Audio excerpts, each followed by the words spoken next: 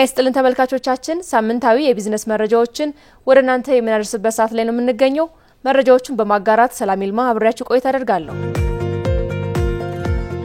የማክሮ ኢኮኖሚ ማሻሻያ በውጭ ንግድ ዘርፍ ላይ ለውጥ ማስገኘቱ ተገለጸ።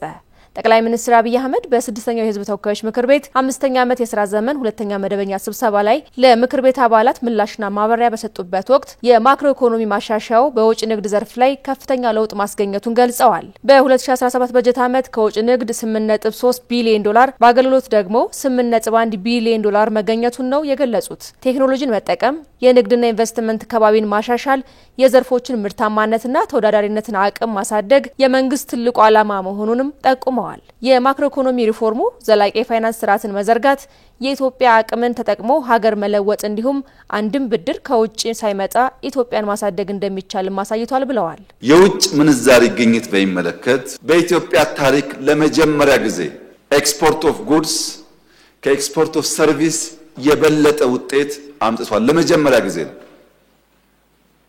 ባለፈው ዓመት ኤክስፖርት ኦፍ ጉድስ 8.3 ቢሊዮን ዶላር ስናመጣ ኤክስፖርት ኦፍ ሰርቪስ ግን 8.1 ቢሊዮን ዶላር አመጣናል። ባለፈው ዓመታት የነበሩ ሪፖርቶች ብታዩ የተገላበጠ ነው። ጉድስ እያደገ ከሄደ የኛን የኤክስፖርት አቅም በእጅጉ የማጠናከር የማሻሻል ሁኔታን ይፈጥራል።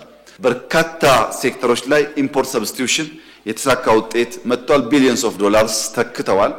ሌሎች ዘርፎች ያስገኙትን ሀብት ጨምሮ ባለፈው ዓመት በታሪካችን ከፍተኛውን የውጭ ምንዛሪ ያገኘንበትና ሪዘርቫችንን ቅድም እንዳነሳሁት ከ10 እጥፍ በላይ ያደገበት ዓመት። መንግስት የዋጋ ንረትን ለማረጋጋት 440 ቢሊዮን ብር ድጎማ ማድረጉም በ6ኛው የህዝብ ተወካዮች ምክር ቤት 5ኛ ዓመት የሥራ ዘመን ሁለተኛ መደበኛ ስብሰባ ላይ የተነሳ ሌላኛው ጉዳይ ነው። ለሴፍቲኔት 60 ቢሊዮን ብር፣ ለአፈር ማዳበሪያ 84 ቢሊዮን ብር፣ ለነዳጅ 140 ቢሊዮን ብር እንዲሁም ለመንግስት ሰራተኞች ደሞዝ ጭማሪ 160 ቢሊዮን ብር ድጎማ መደረጉን ነው ጠቅላይ ሚኒስትር አብይ አህመድ የገለጹት። የጥቅምት ወር የዋጋ ንረት ወደ 11.7 መውረዱንም ተናግረዋል። ከለውጡ ወዲህ የተመዘገበ ዝቅተኛ የዋጋ ንረት መጠን መሆኑን የጠቆሙት ጠቅላይ ሚኒስትሩ በቀጣይ ይህንን አሃዝ ወደ አንድ አሃዝ ለማውረድ ይሰራል ብለዋል። 440 ቢሊዮን ብር ገደማ ድጎማ ወጥተናል። 440 ቢሊዮን ብር ማለት ለውጥ ሲመጣ የኢትዮጵያ አኑዋል በጀት እዚህ ጋር አልደረሰም። ይህንን ቁጥር የሚያክል በጀት አልነበረም። ማድ ማጋራት የሚለው ባህል በከፍተኛ ደረጃ የኑሮ ውድነትን ለመከላከል አግዟል። የተማሪዎች ምገባ እጅ አጠር ቤተሰቦች ልጆቻቸውን ቁርስ፣ ምሳ ለማብላት ሳይጨነቁ መላክ እንዲችሉ በእጅጉ አግዟል። የገንዘብ ፖሊሲያችንም እንደዚሁ።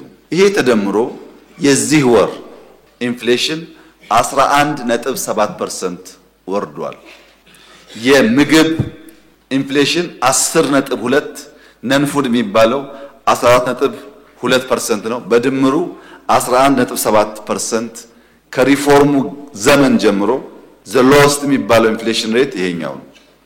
ይሄ ትልቅ አቺቭመንት ስለሆነ እነዚህን የማክሮ ውጤቶች ውጤቱን አቅበን ድሉን አቅበን የሚቀረውን ነገር ደግሞ እየሞላን ብንሄድ የኢትዮጵያን ብልጽግና ለማረጋገጥ የሚያግዝ ይመስለኛል።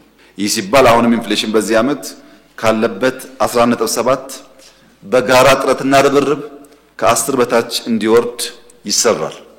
ሲንግል ዲጂት መውረድ አለበት። የተገኘው ውጤት ግን አመርቂ ነው ተብሎ ሊወሰድ ይችላል። ጠቅላይ ሚኒስትር አብይ አህመድ በኢኮኖሚ ማሻሻያው ምክንያት በተገኘው ውጤትም ከ4 እስከ 4.5 ቢሊዮን ዶላር የሚጠጋ የዕዳ ሽግሽግ መደረጉን ገልጸዋል። አፍሪካ ውስጥ ከ1 እስከ 3ኛ ደረጃ ኢኮኖሚ ያላቸው ሀገራት ከኢትዮጵያ በብዙ እጥፍ የሚበልጥ ዕዳ እንዳለባቸው የጠቆሙት ጠቅላይ ሚኒስትሩ ኢትዮጵያ ያለባት ዕዳ 23 ቢሊዮን ዶላር ገደማ መሆኑንም ተናግረዋል። ነገር ግን በአጭር ጊዜ ብዙ መክፈል በሚጠይቅ የብድር ስርዓት የተወሰደ በመሆኑ የብድር ሁኔታው እንዲሸጋሸግ መንግስት ድርድር ሲያደርግ መቆየቱንም አስታውሰዋል። በዚህም በኢኮኖሚ ማሻሻያው ምክንያት ከ4 እስከ 4.5 ቢሊዮን ዶላር የሚጠጋ የዕዳ ሽግሽግ ተደርጓል ነው ያሉት ጠቅላይ ሚኒስትሩ። ይህም የሪፎርሙ ታላቅ ድል መሆኑን የተናገሩት።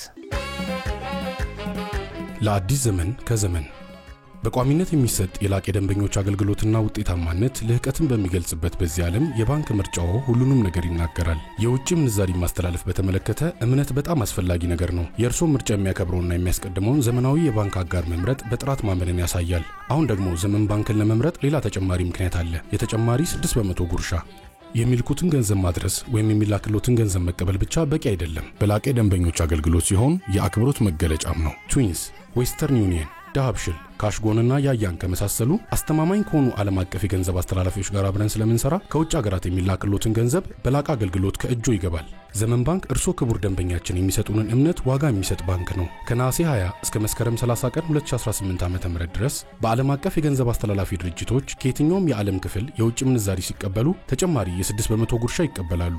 ዘመን ባንክ የላቀ አገልግሎት ማዕከል።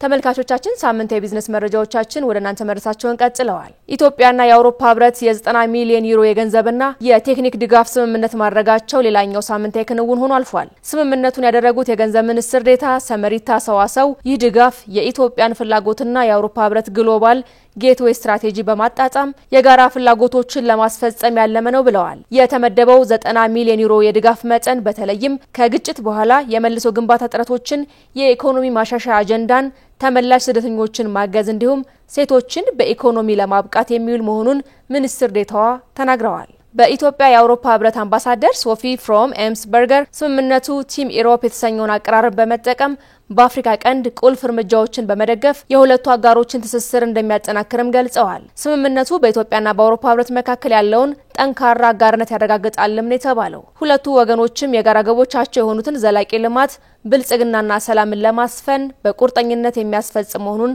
አረጋግጠዋል። የኢትዮጵያ ግብርና ባለስልጣን የግብርናውን ዘርፍ ተወዳዳሪነትና ዘላቂነት ማረጋገጥ የሚያስችሉ ፕሮግራሞችን ይፋ አድርጓል። ሁለተኛው ቀጠናዊ የእጽዋትና እንስሳት ጤና አጠባበቅ ጉባኤ በአዲስ አበባ የተካሄደ ሲሆን መድረኩንም የኢትዮጵያ ግብርና ባለስልጣንና የኢትዮጵያ ሆርቲካልቸር አምራቾችና ላኪዎች ማህበር በጋራ አዘጋጅተውታል። የኢትዮጵያ ግብርና ባለስልጣን የግብርና ምርቶችን ወደ ውጭ የመላክ ሂደትን የሚያቀላጥፉና የጥራት ደረጃን የሚያሻሽሉ ኢፋይቶና ማህበር የተሰኙ ፕሮግራሞችን በይፋ አስጀምሯል። ኢፋይቶ የእጽዋት ጤና የምስክር ወረቀት በኤሌክትሮኒክስ የሚሰጥበት ስራ ሲሆን አገልግሎቱ የግብርና ምርቶችን ወደ ውጭ የመላክ ሂደትን ፈጣንና ደህንነቱ የተጠበቀ ያደርጋልም ነው የተባለው። ማህበር ደግሞ የኢትዮጵያን ሆርቲካልቸር ዘርፍ ተወዳዳሪነት፣ የጥራት ደረጃና ዘላቂነትን ለማሳደግ ያለመ ፕሮግራም ስለመሆኑ ተጠቁሟል። በመድረኩ ንግግር ያደረጉት የግብርና ሚኒስትር ዴኤታ መለስ መኮንን የእንስሳትና የእጽዋት ጤና አጠባበቅ ዓለም አቀፍ መስፈርቶችን ማሟላት ለውጭ ንግድ ስርዓት እድገት ትልቅ ትርጉም እንዳለውም ገልጸዋል። የፕሮግራሞቹ መጀመር የግብርናው ዘርፍ ተወዳዳሪነትና ዘላቂነትን ለማረጋገጥ ወሳኝ ምዕራፍ መሆኑን በንግግራቸው ጠቁመዋል። የኢፋይቶ ስርዓት በወረቀት ላይ የተመሰረተውን አሰራር በዲጂታል ቴክኖሎጂ በመተካት ለኤክስፖርት ንግድ ቅልጥፍና፣ ግልጽነትና አስተማማኝነትን በእጅጉ እንደሚያግዝ ተናግረዋል። ፕሮግራሞቹ በተለይም የሆርቲካልቸር ዘርፉን ለማጠናከር፣ የምግብ ዋስትናን ለማረጋገጥ፣ ለአርሶ አደሮችና አምራቾች የተሻለ ገበያ ተደራሽነትን ለማስፋት የሚያስችሉ ናቸውም ብለዋል። የኢትዮጵያ የግብርና ባለስልጣን ዋና ዳይሬክተር አምባሳደር ድሪባ ኩማ በበኩላቸው ኢፋይቶ ስርዓት የምስክር ወረቀት አሰጣጥን ቀላል፣ ፈጣንና ወጪ ቆጣቢ እንደሚያደርግም በመጠቆም ባለስልጣኑ 66 አገልግሎቶችን በኦንላይን ለመስጠት የሚያስችሉ ከ4000 በላይ መረጃዎችን በመሰነድ የዲጂታል አገልግሎት መጀመሩን አብራርተዋል። ከአገልግሎቶቹ መካከል 29 የሚሆኑት በመሶብ አንድ ማዕከል አገልግሎት መተካታቸውን የገለጹት። ለአዲስ ዘመን ከዘመን በቋሚነት የሚሰጥ የላቀ ደንበኞች አገልግሎትና ውጤታማነት ልህቀትን በሚገልጽበት በዚህ ዓለም የባንክ ምርጫው ሁሉንም ነገር ይናገራል። የውጭ ምንዛሪ ማስተላለፍ በተመለከተ እምነት በጣም አስፈላጊ ነገር ነው። የእርሶ ምርጫ የሚያከብረውና የሚያስቀድመውን ዘመናዊ የባንክ አጋር መምረጥ በጥራት ማመንን ያሳያል። አሁን ደግሞ ዘመን ባንክን ለመምረጥ ሌላ ተጨማሪ ምክንያት አለ። የተጨማሪ 6% ጉርሻ። የሚልኩትን ገንዘብ ማድረስ ወይም የሚላክሎትን ገንዘብ መቀበል ብቻ በቂ አይደለም። በላቀ ደንበኞች አገልግሎት ሲሆን የአክብሮት መገለጫም ነው። ትዊንስ፣ ዌስተርን ዩኒየን፣ ዳሃብሽል፣ ካሽጎንና ያያን ከመሳሰሉ አስተማማኝ ከሆኑ ዓለም አቀፍ የገንዘብ አስተላላፊዎች ጋር አብረን ስለምንሰራ ከውጭ ሀገራት የሚላክሎትን ገንዘብ በላቀ አገልግሎት ከእጆ ይገባል። ዘመን ባንክ እርሶ ክቡር ደንበኛችን የሚሰጡንን እምነት ዋጋ የሚሰጥ ባንክ ነው። ከነሐሴ 20 እስከ መስከረም 30 ቀን 2018 ዓ.ም ድረስ በዓለም አቀፍ የገንዘብ አስተላላፊ ድርጅቶች ከየትኛውም የዓለም ክፍል የውጭ ምንዛሪ ሲቀበሉ ተጨማሪ የ6% ጉርሻ ይቀበላሉ። ዘመን ባንክ የላቀ አገልግሎት ማዕከል።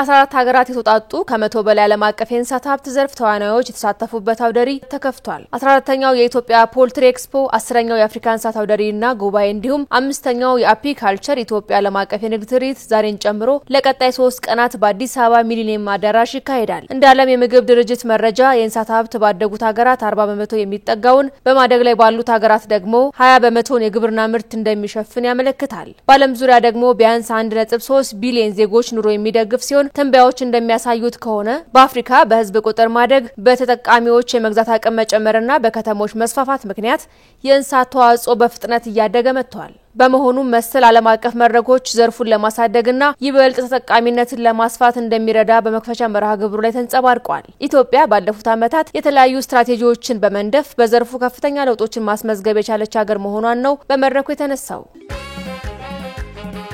ለአዲስ ዘመን ከዘመን በቋሚነት የሚሰጥ የላቀ ደንበኞች አገልግሎትና ውጤታማነት ልህቀትን በሚገልጽበት በዚህ ዓለም የባንክ ምርጫው ሁሉንም ነገር ይናገራል። የውጭ ምንዛሪ ማስተላለፍ በተመለከተ እምነት በጣም አስፈላጊ ነገር ነው። የእርሶ ምርጫ የሚያከብረውና የሚያስቀድመውን ዘመናዊ የባንክ አጋር መምረጥ በጥራት ማመንን ያሳያል። አሁን ደግሞ ዘመን ባንክን ለመምረጥ ሌላ ተጨማሪ ምክንያት አለ። የተጨማሪ 6% ጉርሻ። የሚልኩትን ገንዘብ ማድረስ ወይም የሚላክሎትን ገንዘብ መቀበል ብቻ በቂ አይደለም። በላቀ ደንበኞች አገልግሎት ሲሆን የአክብሮት መገለጫም ነው። ትዊንስ፣ ዌስተርን ዩኒየን፣ ዳሃብሽል፣ ካሽጎንና ያያን ከመሳሰሉ አስተማማኝ ከሆኑ ዓለም አቀፍ የገንዘብ አስተላላፊዎች ጋር አብረን ስለምንሰራ ከውጭ ሀገራት የሚላክሎትን ገንዘብ በላቀ አገልግሎት ከእጆ ይገባል። ዘመን ባንክ እርሶ ክቡር ደንበኛችን የሚሰጡንን እምነት ዋጋ የሚሰጥ ባንክ ነው። ከነሐሴ 20 እስከ መስከረም 30 ቀን 2018 ዓ.ም ድረስ በዓለም አቀፍ የገንዘብ አስተላላፊ ድርጅቶች ከየትኛውም የዓለም ክፍል የውጭ ምንዛሪ ሲቀበሉ ተጨማሪ የ6% ጉርሻ ይቀበላሉ። ዘመን ባንክ የላቀ አገልግሎት ማዕከል።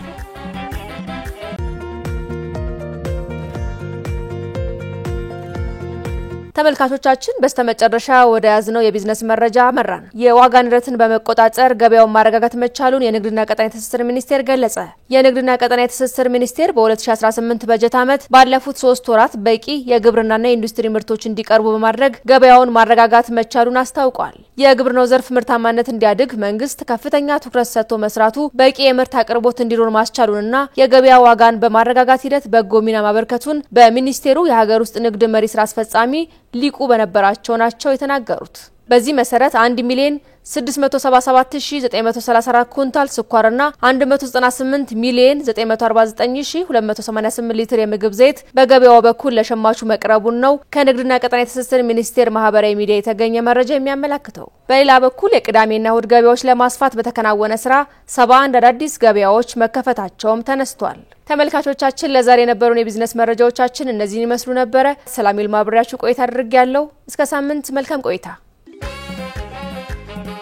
ለአዲስ ዘመን ከዘመን በቋሚነት የሚሰጥ የላቀ ደንበኞች አገልግሎትና ውጤታማነት ልህቀትን በሚገልጽበት በዚህ ዓለም የባንክ ምርጫው ሁሉንም ነገር ይናገራል። የውጭ ምንዛሪ ማስተላለፍ በተመለከተ እምነት በጣም አስፈላጊ ነገር ነው። የእርሶ ምርጫ የሚያከብረውና የሚያስቀድመውን ዘመናዊ የባንክ አጋር መምረጥ በጥራት ማመንን ያሳያል። አሁን ደግሞ ዘመን ባንክን ለመምረጥ ሌላ ተጨማሪ ምክንያት አለ። የተጨማሪ 6% ጉርሻ። የሚልኩትን ገንዘብ ማድረስ ወይም የሚላክሎትን ገንዘብ መቀበል ብቻ በቂ አይደለም። በላቀ ደንበኞች አገልግሎት ሲሆን የአክብሮት መገለጫም ነው። ትዊንስ፣ ዌስተርን ዩኒየን፣ ዳሃብሽል፣ ካሽጎንና ያያን ከመሳሰሉ አስተማማኝ ከሆኑ ዓለም አቀፍ የገንዘብ አስተላላፊዎች ጋር አብረን ስለምንሰራ ከውጭ ሀገራት የሚላክሎትን ገንዘብ በላቀ አገልግሎት ከእጆ ይገባል። ዘመን ባንክ እርሶ ክቡር ደንበኛችን የሚሰጡንን እምነት ዋጋ የሚሰጥ ባንክ ነው። ከነሐሴ 20 እስከ መስከረም 30 ቀን 2018 ዓ.ም ድረስ በዓለም አቀፍ የገንዘብ አስተላላፊ ድርጅቶች ከየትኛውም የዓለም ክፍል የውጭ ምንዛሪ ሲቀበሉ ተጨማሪ የ6% ጉርሻ ይቀበላሉ። ዘመን ባንክ የላቀ አገልግሎት ማዕከል።